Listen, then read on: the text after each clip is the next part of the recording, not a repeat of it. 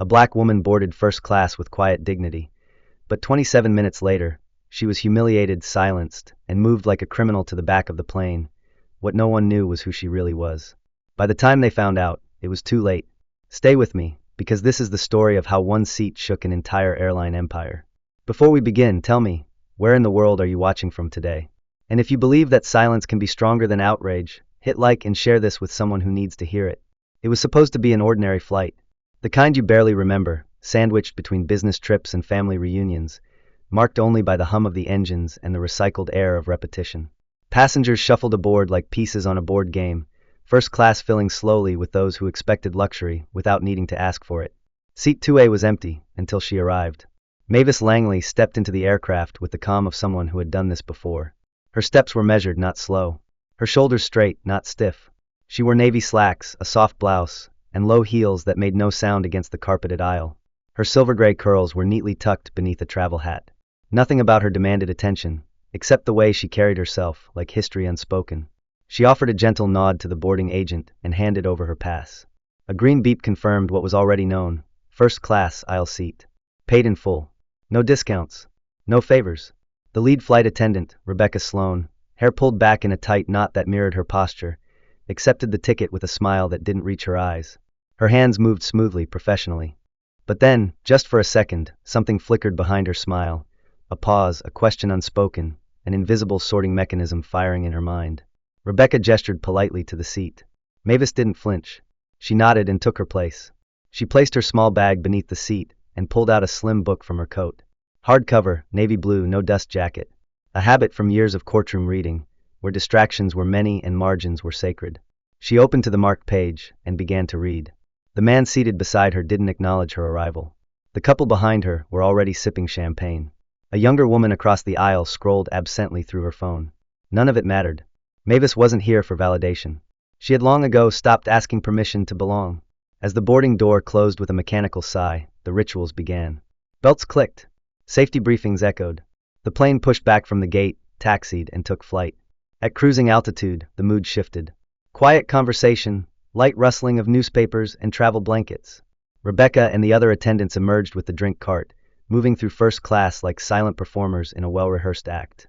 When they reached her row, Mavis closed her book softly and looked up. "Ginger ale, please," she said.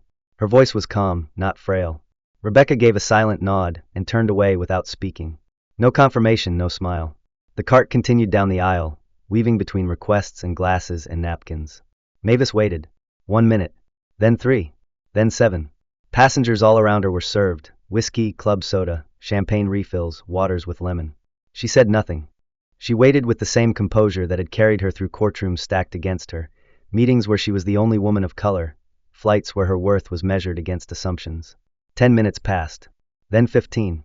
The man beside her had already finished his drink and begun checking his email again. The woman across the aisle had headphones in. Rebecca passed by once more. Mavis looked up and said with a gentle tone, "Pardon me. I believe my drink was missed." Rebecca didn't slow her pace. Her voice was clipped, polite only in surface texture. "We're out of ginger ale," she said and walked on. Mavis blinked once. She turned her head slightly. Just one row ahead, a passenger had just been handed a can of ginger ale. Cold, unopened, with condensation still clinging to the aluminum. Mavis said nothing. Instead, she opened the notebook from her coat pocket. It was small, worn, filled with clean pages. She wrote a single line, then closed it again. Rebecca didn't look back, but the tension in her shoulders betrayed something unsettled. Mavis's calmness hadn't diffused her discomfort. It had magnified it. Rebecca was used to people who got angry, who raised their voices and gave her reason to retreat into protocol. But silence, dignified, observant silence, made her feel exposed. Across the aisle, another passenger, a man in business casual with a laptop open, watched. He had noticed the skipped drink. The second denial. The tension. He didn't say anything, but he typed a note into his phone. 2A twice denied. He didn't know why he logged it. Something instinctual. A record. Just in case. Mavis remained still. Her book closed now. Her hands folded gently in her lap. Her face unreadable, eyes gazing out of the window at endless clouds. The quiet wasn't passive. It was charged. She wasn't confused. She wasn't surprised. She was watching. Waiting. Measuring. And the crew was beginning to feel it. Not through confrontation, but atmosphere. The temperature of the cabin had shifted. Not in degrees, but in eyes. Passengers glancing, unsure why they felt tense. One woman leaned toward her husband and whispered, "She's the only one who didn't get served, right?" He nodded, unsure. At that moment, the man in Tubi finally looked up and pressed the service button. Rebecca returned quickly, smile wide and sudden. "Would you like something to drink, sir?" "Hot coffee, please," he said, then paused. "Also, she's still waiting on her ginger ale, by the way." Rebecca's expression flickered. "We ran out," she said, voice tightening. "That's strange," he replied. "I thought I saw you hand one out a few minutes ago." "You saw correctly," Mavis said softly. Rebecca said nothing, just turned away. Minutes later, she returned with the man's coffee. Still no ginger ale. Still no apology. Just silence where an explanation might have been. The cabin began to settle into turbulence. Seatbelt signs lit up. Rebecca moved down the aisle, checking trays, her voice saccharine again. Mavis remained still, eyes on the window. But the silence was louder now. It had begun as restraint. Now it was resistance. Then came the voice over the intercom. "Ladies and gentlemen, this is your captain speaking." The usual script. Mild turbulence. Remain seated. But the voice passed through Mavis like a cold front. She had heard too many voices like his. Neutral. Detached. Practiced. When Rebecca approached again, she asked, "Is there anything else I can assist you with, ma'am?" Mavis turned to her. "Only if your kindness works for everyone." No raised voice. No threat. Just clarity. Rebecca didn't reply. She walked on. But something had changed. This wasn't just a skipped drink. It was a pattern. A test. A provocation veiled in civility. And they had chosen the wrong woman to test. Mavis reached for her service button. This time, a different attendant arrived, new to the route, younger. "Yes, ma'am?" she asked gently. "I'd like to speak with the captain," Mavis said. Not to complain. Not to escalate. But because clarity deserved an audience. The attendant blinked. "I'll check." She disappeared. Rebecca returned moments later. "The captain is occupied," she said. "He'll be informed." "I'll wait," Mavis replied. It wasn't defiance. It was a promise. And though no one knew it yet, a storm had already started to gather, quiet, precise, unstoppable. "So tell me, what would you have done if you were on that flight? Would you have spoken up, or stayed silent like so many others? Drop a comment below, and stay with me. Because this story is only beginning." The hum inside the cabin softened as the plane settled into altitude. The air felt heavier, not from pressure, but from something unspoken that lingered in the aisle like static. Service resumed with studied normalcy. The cart wheeled up and down again, hands lifted glasses, napkins rustled, and laughter from row 3 drifted lazily toward the back. But in seat 2A, there was no drink, no laughter, and no illusion left. Mavis Langley didn't reach for her book again. She let it rest unopened beside her notebook. Her eyes were fixed ahead, not out the window this time, but inward, as if parsing a pattern she had seen one too many times before. It wasn't about the ginger ale. It never had been. She had seen the signs early. The way Rebecca's smile tightened only when she made eye contact. The minute pause during boarding when her name was checked.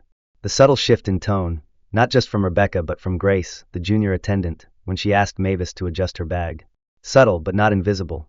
Mavis had spent 4 decades training people to see what was always there but never named.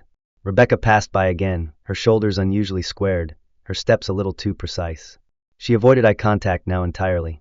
Mavis watched the choreography. There was an urgency to her pace, a need to reassert normalcy. That told Mavis something. Rebecca was nervous. Not because she feared retaliation, but because something in the script had gone unscripted. There had been a crack, and Rebecca had noticed that others were watching. The man in Tubi now glanced more often in her direction. Riley across the aisle had barely touched her tablet since the turbulence passed. Even Grace, while retrieving a glass from 3C, seemed to glance subtly toward Mavis's tray table, still empty. Mavis knew exactly where she was, at the intersection of protocol and prejudice. And this space, was where people tried to erase others with politeness. The kind of erasure you couldn't challenge without being told you were imagining things. That it wasn't about race, it was just a mistake. That the crew was busy. That maybe you didn't say it clearly. That maybe you misunderstood. But the mistake had a pattern. It always did. Like the time a hotel lost her reservation when she arrived in person after booking it online with a phone call. Like the museum fundraiser where her table had been moved last minute to near the kitchen doors while donors who gave less sat closer to the speaker. Like the endless boardrooms where her expertise was introduced last, even when she'd written the policy. The drink wasn't the problem. The drink was the signal. And the silence after it? That was the real offense. Behind her, a whisper reached her ears. 2 rows back. Female voices low. "She's just sitting there like she's above it all," one said. "Entitled," came the reply. "Probably trying to make a scene." Mavis didn't flinch. She'd heard worse. Heard it said louder, heard it said on the record. But what she hadn't always heard before, at least not in real time, was the guilt. The kind that clung to silence. The kind now radiating off Grace as she hovered by the curtain. Grace glanced toward her again. Their eyes met. Grace looked away too quickly. But it was enough. She knew. Mavis leaned forward slightly and pulled her notebook closer. One line. 15 minutes, no beverage. Rebecca passed again. Direct eye contact avoided. Grace watching.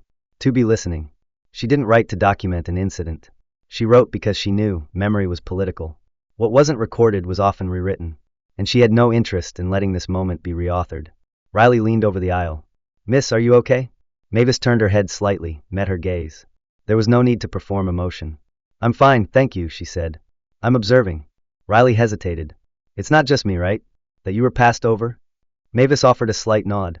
You're not imagining it. Riley sat back slowly. Her face was tight, her hands clenched. She was processing. For many, witnessing injustice happened in stories. Books. Videos. Things retold after they happened. But witnessing it in real time, up close, had a different effect. It challenged comfort. And Riley was feeling the weight of it now. Not because it had happened to her, but because she had watched it happen and realized how easily it could have gone unnoticed. The seatbelt sign dinged off. More movement. More noise.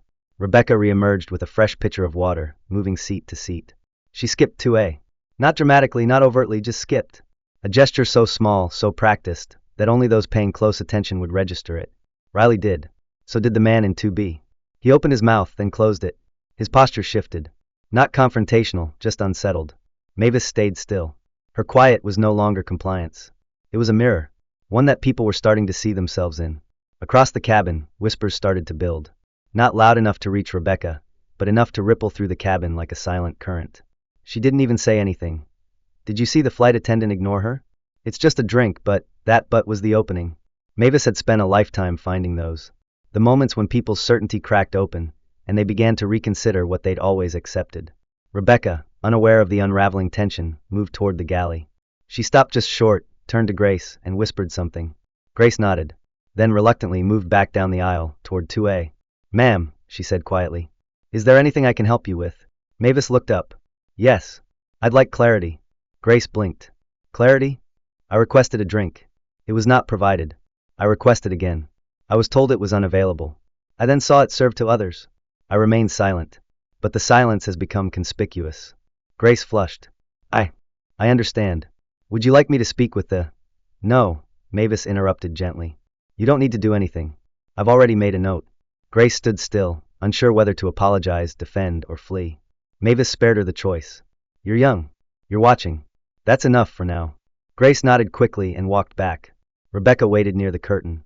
What did she say? Grace didn't answer immediately. She's documenting everything. Rebecca narrowed her eyes. That's not our concern. Maybe it should be, Grace murmured, barely audible. But Rebecca heard. Her lips tightened. She just wants attention, she said sharply. They always do. Make a scene, and suddenly we're the villains. She hasn't made a scene, Grace said. Exactly, Rebecca hissed. That's what makes it worse. In the cockpit, the captain received a message from the cabin crew. Passenger in 2A requesting contact with corporate after landing. Marked as unsatisfied. He raised an eyebrow, then typed a short reply. Log and notify post-flight. Simple. Efficient. Dismissive. Back in her seat, Mavis closed her notebook again.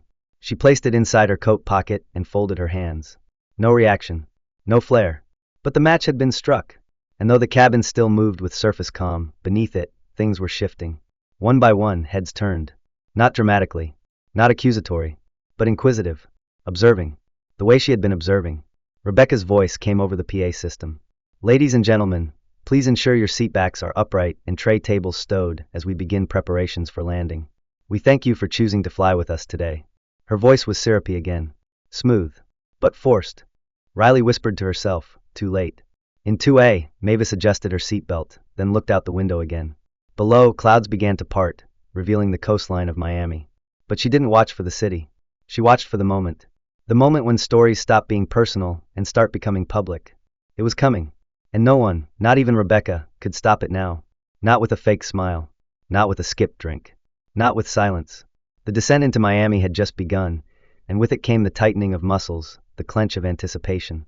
Mavis Langley remained seated, her back straight, gaze unmoving, hands gently crossed atop her notebook. Nothing in her posture suggested anger, yet something about her stillness drew eyes like gravity. It was not the silence of defeat, but the silence of precision. The kind honed not in reaction, but in readiness. Rebecca stood near the galley, her voice lifted slightly as she coordinated final cabin preparations with Grace and Danny. On the surface, she was composed, polished. But there was an edge now barely visible, a twitch in the corner of her mouth, a sharpness in the way she gripped the overhead latch as she secured a bin that was already shut. Rebecca didn't like this feeling. She'd been in control of hundreds of flights, thousands of passengers. But this single passenger who barely spoke, had unsettled the order she had spent years perfecting. It wasn't supposed to be like this. Danny noticed it too. Not the tension in Rebecca, but the way things had changed around seat 2A. She noticed how Riley, the journalist, kept glancing sideways, her fingers hovering over her keyboard but not typing. She noticed how 2B had become oddly still, no longer thumbing through his emails, but instead watching, quiet, alert. And she noticed, perhaps most of all, the way Mavis seemed to command stillness without demanding it. Something about her presence resisted dismissal. And Danny had seen enough today to know something wasn't right. She'd felt it earlier, when she passed out drinks and saw Rebecca skip over 2A with a tight-lipped smile. She'd heard it in the back, when another attendant muttered, "People like her always want something." She hadn't said anything, but now her silence was starting to ache. It was Riley who finally acted. The moment the seatbelt sign flicked off briefly as the plane leveled out before final approach, she stood, not abruptly, but with quiet certainty, and walked toward the galley. Rebecca turned, immediately on alert. "Ma'am, please return to your seat. We're preparing for landing." Riley's voice was calm. "I just have a question. Not about the flight. About how you've treated a fellow passenger." Rebecca's smile thinned. "Now's not the time for this discussion." "Then when is?" Riley asked. "Because I've been watching this entire flight, and what I've seen isn't just an oversight. It's a pattern. It's exclusion under the mask of order." Grace turned, her face pale. Danny stepped slightly back, unsure. A few passengers looked up from their devices. The air shifted. Rebecca's jaw tensed. "Ma'am, if you continue to disrupt operations, I will be forced to report you to the captain." "Disrupt?" Riley raised an eyebrow. "For asking why a black woman in first class was the only one denied service?" Rebecca lowered her voice, but the tone turned steel. "I won't repeat myself." Behind them, Mavis had not moved. But her eyes followed the exchange, calm as ever. When Riley returned to her seat, the whispers began. Some in support, some uncertain, some judgmental. "That journalist just called the flight racist," a man in 4D whispered. "Maybe the woman did something we didn't see. Or maybe this is what it looks like when someone's tired of being invisible," his seatmate murmured. Rebecca strode down the aisle as if reclaiming territory. When she passed Riley again, she stopped just long enough to hiss, "You're playing a dangerous game." Riley looked up. "No, I'm playing witness." Moments later, the overhead speaker pinged. "Ladies and gentlemen, this is your captain. We'd like to remind passengers to remain respectful and refrain from interfering with crew operations. Any disruptive behavior will be addressed upon landing." The words were careful, corporate, but the target was clear. Riley exhaled sharply. "They just tried to frame me as a threat," she whispered. Mavis heard it. She said nothing. She didn't need to. The system was speaking exactly as she had expected. Danny, meanwhile, hovered near the front, her hands twisting a napkin until it tore. "Grace," she whispered, "what are we doing?" Grace didn't answer. She looked back toward 2A. "I think we're being watched more than we realize." At that moment, the second wave came. Rebecca approached Mavis's row, flanked now by a tall male attendant, new face, stiff demeanor, clipped tone. "Ma'am, we've received multiple complaints regarding disruptive behavior." The words hung there. Mavis tilted her head. "Disruptive? We're going to ask you to move to a seat at the rear of the aircraft. For the comfort and safety of the cabin." Her voice didn't waver. "What specific behavior do you believe warrants that?" "Several reports of confrontation. Refusal to comply." "From whom?" "That information is confidential." "Convenient," Mavis said quietly. Across the aisle, Riley half rose from her seat. "This is absurd." She hasn't moved, hasn't spoken, hasn't raised her voice once. The male attendant turned to her. "Ma'am, please remain seated or we'll have to involve authorities upon landing." Riley sat, fuming. Her hands gripped the armrests. Passengers were now fully engaged. Some craned their necks to see. Others pretended to sleep, unwilling to pick a side. The tension was thick, crawling through the cabin like smoke. Mavis stood slowly. Not rushed. Not defiant. But firm. She took her coat, her book, and her notebook. No help needed. No apology given. As she stepped into the aisle, a hush fell. One man mumbled, "They're just doing their job." Another shook his head. "No, they're doing something else." She walked past them all. Past the rows of leather seats and curated champagne. past the people who looked away and the few who held her gaze. One woman in row 5 muttered, always turning things into a race issue. Her partner nodded. If she didn't want trouble, she should have just let it go. But not everyone looked away. Danny did not. She watched every step Mavis took toward the rear. Her stomach knotted. Something in her cracked. When Mavis reached the back, Rebecca gestured to a seat near the restroom, tight, awkward, wedged beside the galley door. Please remain here for the rest of the flight, she said. Mavis sat, poised, composed. She adjusted her coat, opened her notebook, wrote one line. Reassigned seat. No incident. No explanation. Witnesses present. Grace passed by a moment later. Her eyes flicked toward the notebook, then back to Mavis's face. She paused. Do you need anything? She whispered. Mavis met her gaze. Only your honesty. Grace swallowed, nodded, and walked on. Up front, Riley opened her laptop and began typing furiously. No longer a passive witness. She'd avoided this before. Avoided getting involved. But not now. This is your headline, she muttered. Same sky, different treatment. Behind her, Rebecca stood rigid at the galley, her arms crossed tightly. She's not the victim, she snapped quietly to Danny. She's just louder about it than the rest. Danny didn't reply. Because she wasn't sure anymore. Or maybe finally she was. As the plane continued its descent, Mavis remained still. Dignity intact. The seat she was forced into did not diminish her. In fact, it magnified everything around her. It showed the system exactly as it was. Indifferent, defensive, desperate to protect itself. The landing gear dropped. The wheels prepared to meet ground. The world outside moved closer. But inside that plane, something had already arrived. A reckoning. And everyone on board, whether they admitted it or not, could feel it coming. The wheels touched down with a gentle thud, the kind that usually signaled relief to weary travelers. But this time, the vibration rippled through the cabin differently. It was not just the descent into a new city. It was a descent into consequence. In the rear of the plane, beside the cramped galley and the faint scent of disinfectant, Mavis Langley remained unmoved. Her notebook still rested on her lap, her pen uncapped but idle. She hadn't written anything since she sat down, not because she had nothing to say, but because the silence now said enough. Around her, passengers shuffled in their seats, stretching limbs, preparing for the rush to deplane. But the air was tighter than usual, tense with unspoken questions. Up front, Rebecca checked the intercom receiver with mechanical precision. Her jaw was clenched. Her earlier confidence had frayed, not from anything Mavis said, she had barely spoken, but from everything she hadn't. Silence from someone who knows what you've done is heavier than confrontation. It lingers. It multiplies. Riley sat still across the aisle from Mavis, her laptop screen open but untouched. Her fingers hovered, paused. She had written nearly 1,000 words since the reassignment, but now she hesitated. The story was still unfolding, and she knew the most dangerous part hadn't happened yet. It was what would be said once the plane stopped moving, once power returned to the uniformed voices and protocol became armor. As the aircraft taxied toward the gate, the intercom chimed once more. The captain's voice returned, this time with less warmth. Ladies and gentlemen, we'd like to thank you for flying with us today. Before we begin deplaning, please remain seated as we address a situation from earlier in the flight. Our crew experienced challenges with a non-compliant passenger. We ask for your cooperation as we ensure a smooth disembarkation. He didn't say her name. He didn't have to. All eyes turned toward the back. Toward her. The woman who hadn't raised her voice. The woman who had asked for ginger ale and nothing more. Mavis met no one's gaze, but the message was clear. They were framing her. Not as a customer. Not even as a disruption. But as a liability. A problem. A whisper spread like steam. Did you hear that? She was non-compliant? I knew it. Danny stood by the galley entrance, frozen. Her hands were gripping the metal counter, so tightly her knuckles whitened.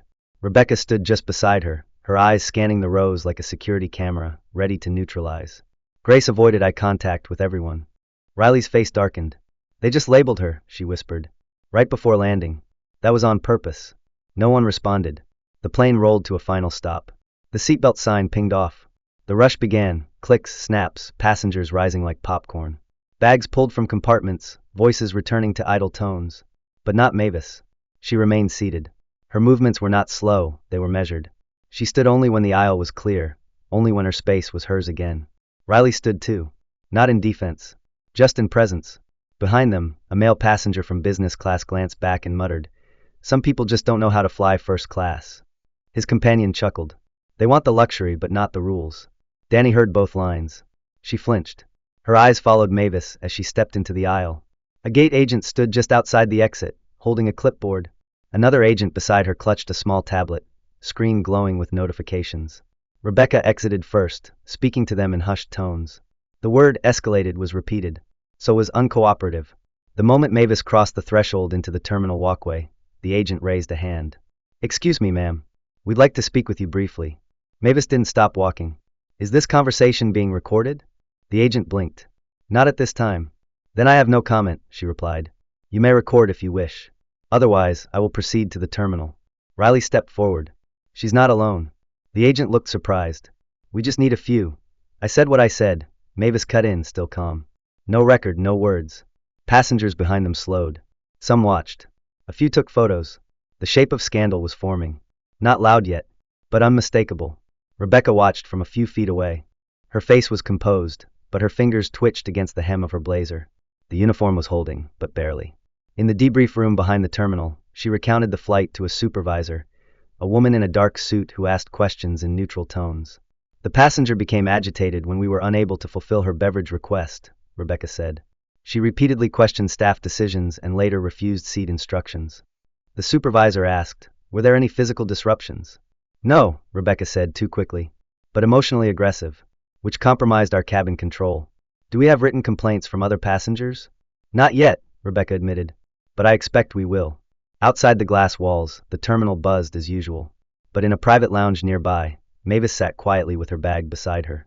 Her phone buzzed once. Then again. She opened it. The first was a message, "It's time." The second was a reply, "Confirmed. Gate access secured." Without drama, without any shift in her tone, she dialed a number. "This is Mavis Langley. Authorization Delta 47. Internal review request. Emergency clause invoked." A pause. Full sweep. "Start with passenger logs and crew manifest." She ended the call. No urgency. Just clarity. Several gates away, a man in a tailored gray suit adjusted his cufflinks and stepped away from a support column. His name was Jordan Langley. Sharp-eyed. Quiet. Unmarked badge clipped discreetly to his lapel. To most, he was nobody. To the system, he was the red line. He had already begun pulling flight records while the plane was still rolling toward the gate. Now he was walking. Not to find his mother. He already knew where she was, but to ensure the system that failed her felt what consequences truly meant. He was joined by two men in plain clothes, both from regulatory offices. Their steps were synchronized, their pace unwavering. At the operations desk, a notification popped up. "Flight 214 flagged. Ground hold initiated. Crew hold pending review." A supervisor stared at the screen. "What does that mean?" "It means," said a voice behind her, "your day just got longer." Jordan didn't raise his voice. He didn't need to. Rebecca had just exited the staff corridor, muttering into her phone. She spotted the group approaching and froze. "Rebecca Sloan?" one agent asked. She nodded instinctively. "We need you to remain in the terminal. There's been an internal compliance hold." "I've done nothing wrong," she said, voice rising. "We'll determine that together." Behind her, Danny watched from a distance, her hands trembling. She turned to Grace. "They said expedited review.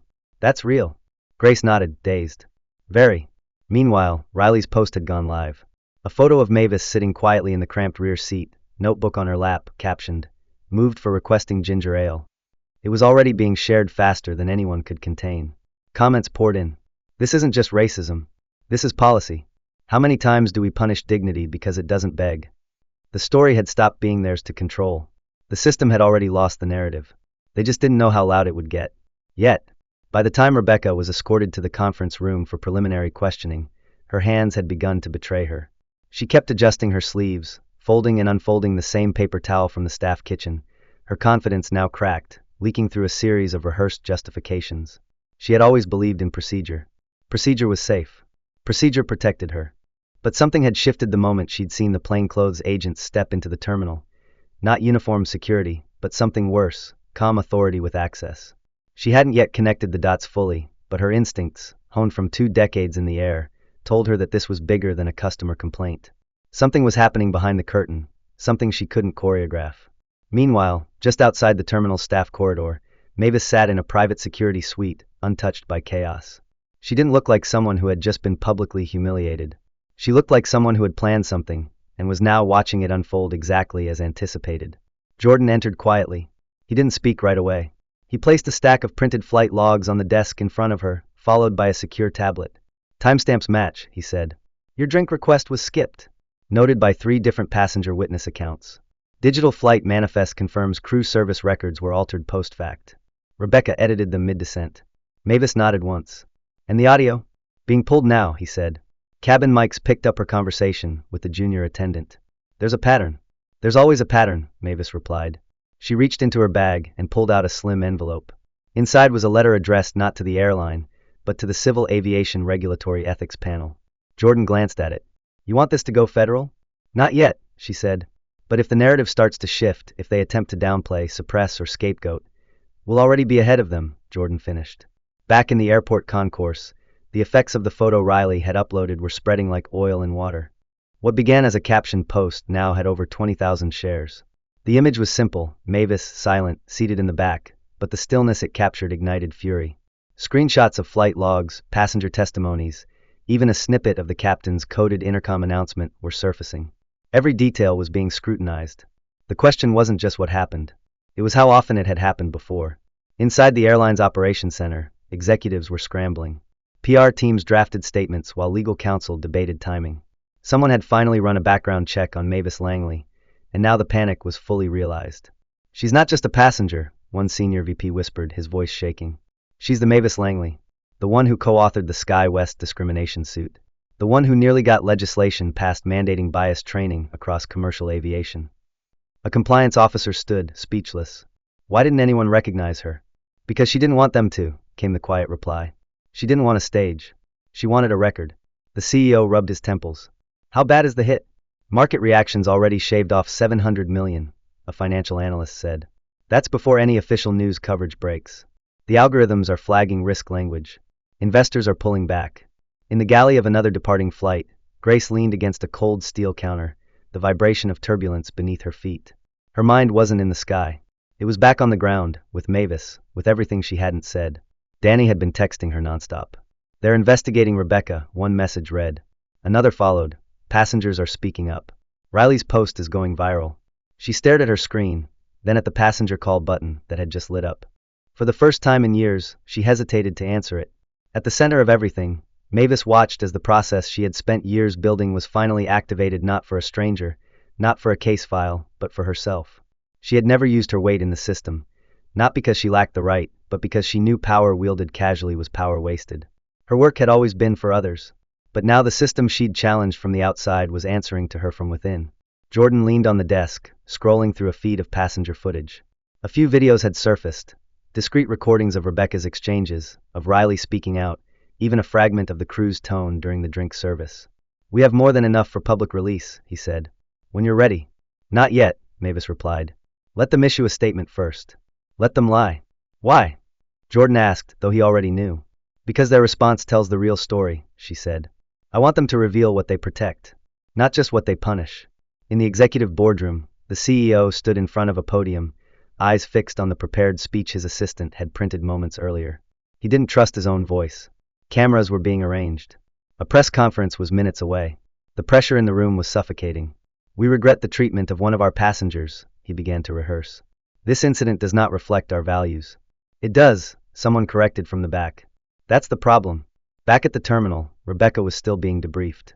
Her responses had shifted from defensive to uncertain. I didn't know who she was, she repeated. If I had known, would it have mattered? The investigator asked. Would you have served her if she was white? Rebecca paused. I would have followed protocol, she said finally. Protocol is not empathy, came the reply. And protocol doesn't excuse omission. In the baggage claim, Riley found Mavis waiting beside her small suitcase. The crowd around them buzzed with theories, rumors, phones lighting up like fireflies. They're trying to get ahead of it, Riley said. They issued a pre-press memo. Internal only, but it leaked. They're calling it an isolated misunderstanding. Mavis didn't look up. Good, she said. That's exactly the phrase that will make people angrier. Riley hesitated. What now? Now, Mavis said, we wait. And we watch who they try to blame first. Because that will tell us everything about who they still think they can sacrifice. And as if on cue, a whisper spread through the terminal. A false rumor that the junior attendant, Danny, was under disciplinary review. Riley's jaw tightened. They're deflecting. Already. Mavis finally turned. Then let's give them something they can't deflect from. She opened her phone, attached a voice note from the cockpit's final announcement, added a photo of the flight manifest Jordan had secured, and uploaded it with one sentence. Accountability at 30,000 feet isn't optional. It's overdue. Within 40 minutes, it had surpassed Riley's original post in reach. Mavis didn't check the reactions. She didn't need to. The seed had been planted. The structure had already begun to tremble. And those who thought they could bury her truth under procedure would soon learn that silence, when chosen, is louder than any defense. In a secured monitoring room deep inside the airport's administrative wing, 3 regulatory agents and 1 civil rights observer stood around a projection wall. The screen displayed real-time feeds of the airline's internal server logs, live social media analytics, and a growing archive of flagged footage. A red tag blinked beside Flight 214's crew manifest. Jordan Langley remained silent, arms crossed, while the head of the compliance unit scrolled through the compiled evidence. The edits to the in-flight log were intentional, one agent said, his tone flat. Timestamp alterations. 3 service entries retroactively added within the same 10-minute interval. Another tapped on the screen, enlarging an audio waveform. And here, crew mic recorded a conversation between Rebecca Sloan and junior attendant Danny Velasquez.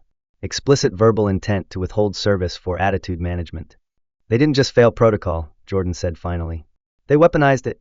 Outside the room, the terminal had become a quiet pressure cooker. Word of the incident had spread far beyond the airport. By now, every major news outlet had received at least one tip, one passenger interview, one shaky clip of a woman sitting in silence while the system around her contorted to erase her dignity. Mavis Langley, meanwhile, had returned to her hotel. Not to rest, but to regroup. She had accepted no interviews, declined all press requests, and blocked half a dozen opportunistic influencers who asked for collab statements.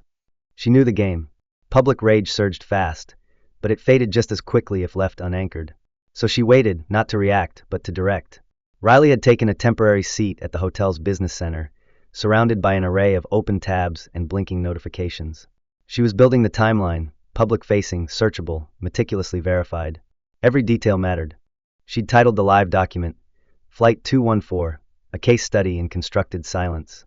And it was already being mirrored on academic servers and watchdog portals. Back at the airline's corporate headquarters, the storm had become uncontainable.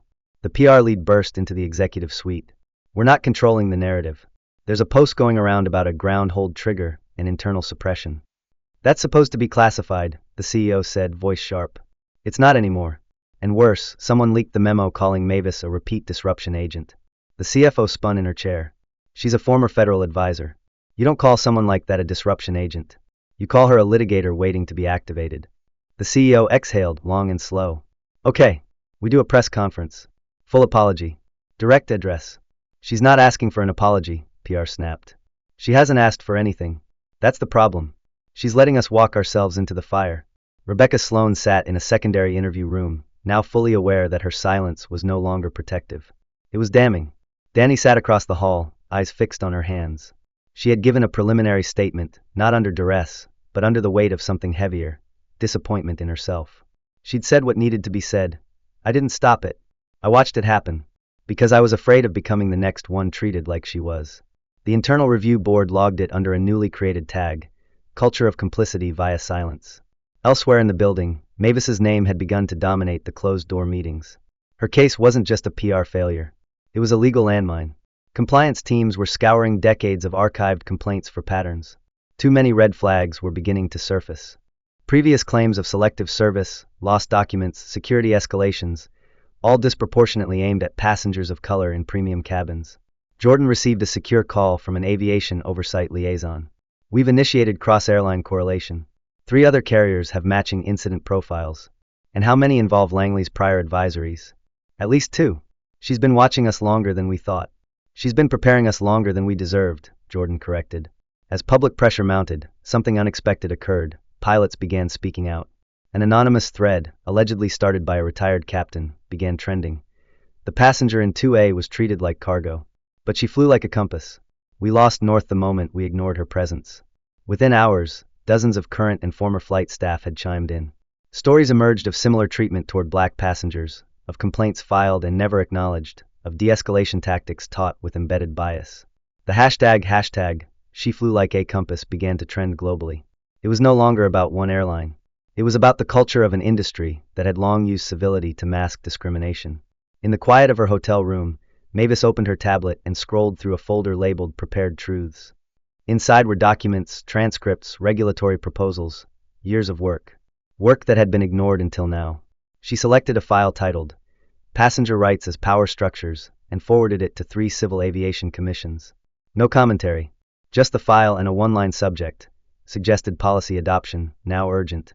She knew how this would play. They would scramble to appear proactive. They would make promises wrapped in optics. So she gave them something deeper, blueprints. Tools. Irrefutable truth. Riley joined her later that night, breathless from an interview request she had just turned down. They want you on camera, she said. You could go viral 10 times over. Mavis sipped her tea. Viral fades. Structure stays. But people are listening now, Riley insisted. Then let them listen to the right thing, Mavis replied. This isn't about me. It never was. It's about what they did when they thought I was no one. That's the root. What if they still don't change? Riley asked. Then, Mavis said, setting down her cup, I stop advising and start litigating again. And my record doesn't lose. In the following 48 hours, the airline's board of directors held an emergency vote. The CEO's authority was placed under performance review. 3 senior managers were quietly asked to resign. The public apology was issued, but it came with an unexpected addition. We are placing our internal equity audit under the advisement of an independent panel, chaired by Mavis Langley, should she accept. The news broke before they'd even reached out to her. Reporters called it a PR gamble. Critics called it overdue. Advocates called it a turning point. Mavis called it leverage. She responded with a short statement. If this panel is to exist, it must not be symbolic. It must be binding, with policy consequences and employee protections. The airline agreed. Not publicly, not yet. But internally they knew this was the only way forward. On the 3rd day, Mavis walked into the terminal again. No cameras. No announcement. Just her notebook in hand and Jordan at her side. Danny stood at the entrance, waiting. She looked nervous, unsure if she would be greeted or dismissed. Mavis approached slowly. You spoke, she said simply. Danny nodded. Late. But yes. Still, Mavis said. Speaking late is better than being silent forever. What now? Danny asked. Mavis glanced around the terminal, the same place where her voice had been reduced to a risk report. Now we rebuild. And this time, not with silence as the foundation. For the first time in days, she smiled. Not wide, but real. And behind her, the ground no longer felt like a landing. It felt like the start of something that might finally lift. The first official meeting of the Independent Aviation Equity Panel took place in a quiet, windowless room inside the airline's downtown legal headquarters. There were no camera crews. No staged handshakes.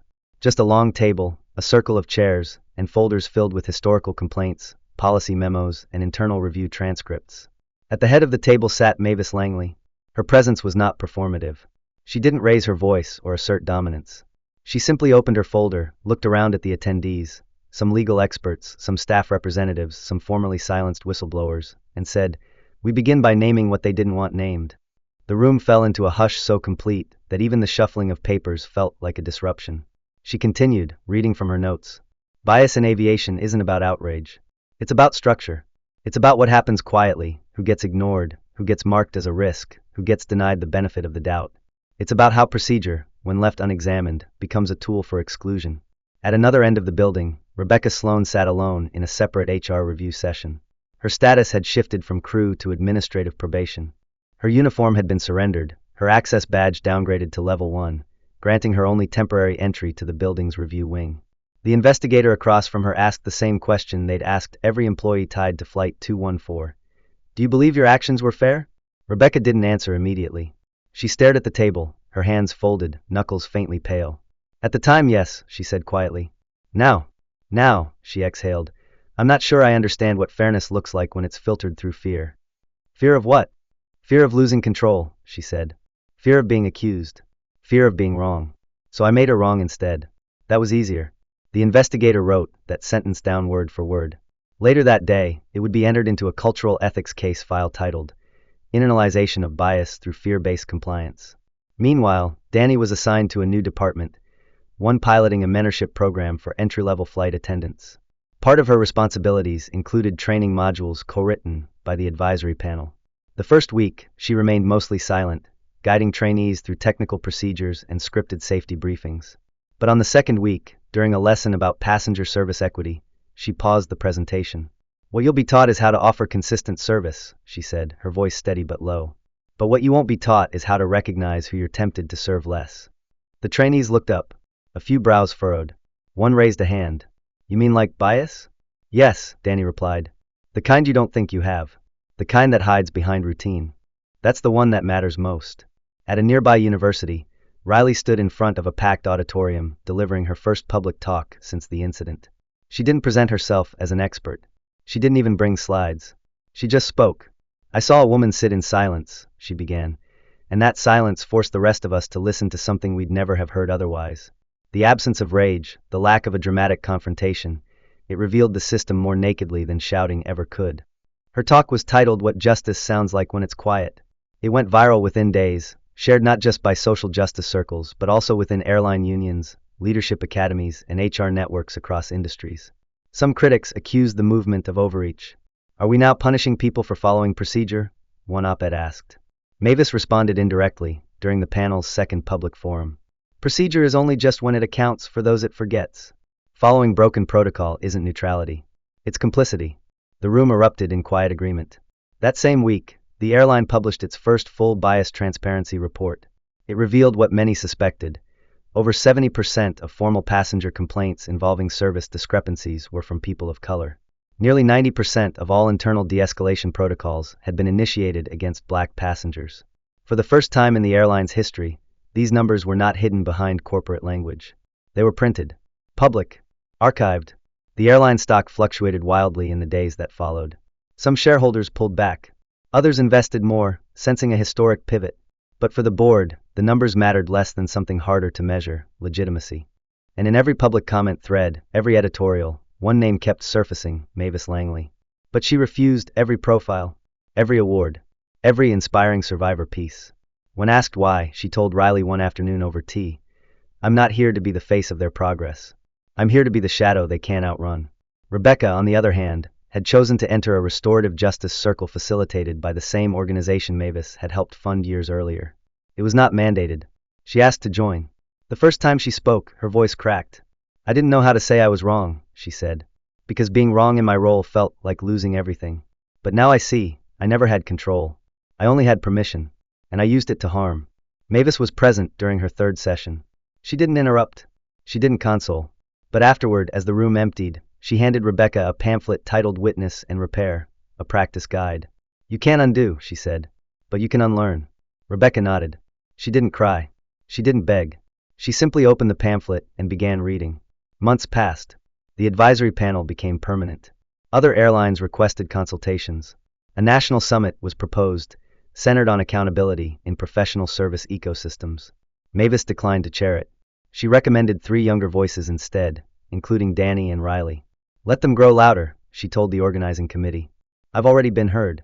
1 year after Flight 214, a new internal policy was adopted across multiple major carriers. It included real-time service tracking, anonymous passenger feedback portals, and implicit bias training led by third-party specialists. The policy was informally dubbed the Langley Protocol. Mavis never referred to it by name.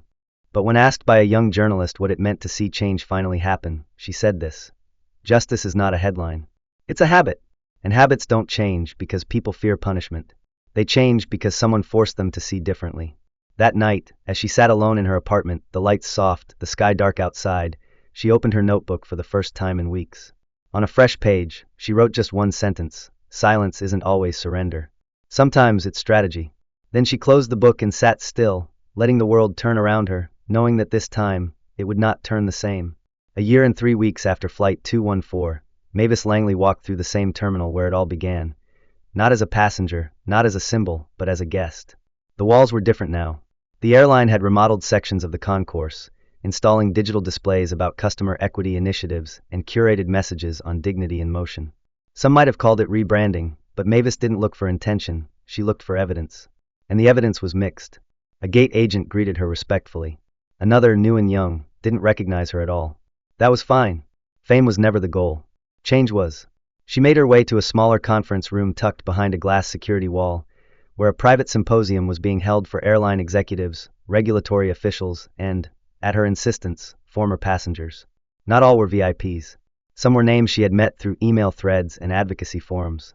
Some were once dismissed by the same system, now trying to impress them. Mavis took her seat without announcement. The moderator, a policy analyst from the Department of Transportation, nodded toward her and began. The session was titled Beyond Compliance, Creating Culture in the Skies. As speakers rotated, Mavis remained still, listening.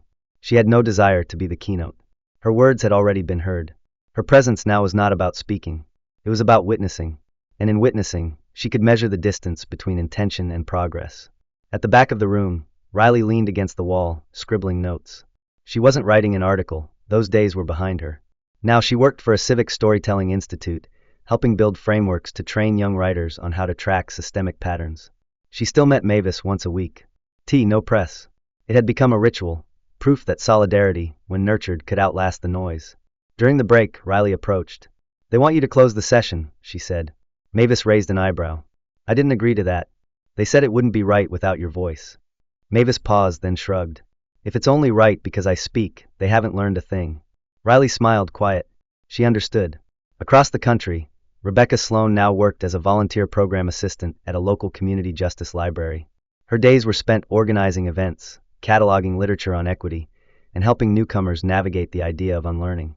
She no longer wore heels. Her hair, once pinned tight, now fell softer. The sharp lines of her posture had eased. She had not returned to aviation.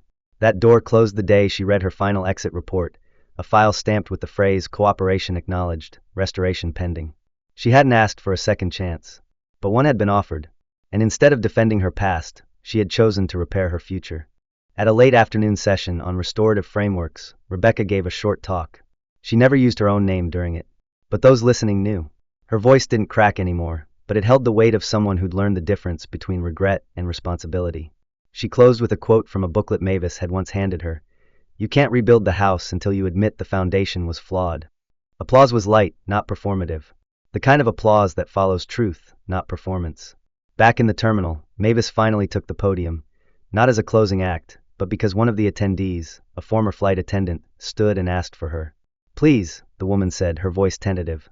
"We need to hear from the one who made us listen." Mavis stepped forward slowly. She didn't unfold prepared remarks. She didn't clear her throat. She simply looked around the room and began. "I was never looking for justice through noise," she said. "I wanted structure. Not for myself, but for the ones who will never be on this panel. For the ones who get told you imagined it, or you made it worse, or you should have said something sooner. This work isn't about spotlight. It's about shadow work. It's about what changes when no one is watching. What policies hold when there is no PR team in the room." She paused, scanning the faces. Many nodded. Some looked away. But all were listening. "You call what happened to me an incident," she continued. "But the incident wasn't just my reassignment to the back. The incident was the decades that made that treatment seem normal. Routine. Acceptable under the banner of professionalism. The real story isn't how the airline failed me. It's how I watched them fail others. Over and over. Until they believed the failure was just efficiency." Her voice didn't rise. It didn't need to. "Don't thank me," she said finally. "Build systems that don't need people like me to expose them. And don't ask me to teach you where to look. You already know. You just have to stop pretending you don't." She stepped down. No applause this time. Only a long silence, heavy and reverent. After the session, a junior staff member approached her. He looked barely old enough to rent a car. His hands trembled slightly. "Ms. Langley," he said, "can I ask, what made you stay so calm that day? I would have been so angry." Mavis looked at him, her eyes thoughtful. "Anger is easy," she said. "Silence is a scalpel. But only if you know where to cut." Later that night, she returned to her apartment and placed her badge from the event in a small box labeled Finished Battles. Next to it was a folder marked Unwritten Lessons. She pulled out a new sheet and wrote the title, "What Changes When Power is Watched." Then she paused, smiled faintly, and beneath it, in simple script, she wrote, "Everything eventually." In cities across the country, airline training centers implemented what was now called the Langley Cycle, a reflective evaluation module applied at every level, from gate interaction to in-flight engagement. Employees were asked not only what actions they took, but why. For many, it was uncomfortable.